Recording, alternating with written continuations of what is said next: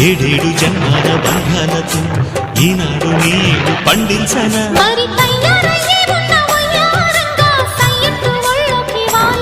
చూసుకొచ్చానమ్మా చూడు ఉత్సాహంగా చిన్నారి వన్నెల్ని ఏలంగా ప్రతిక్షణం పరవశం కలగగా.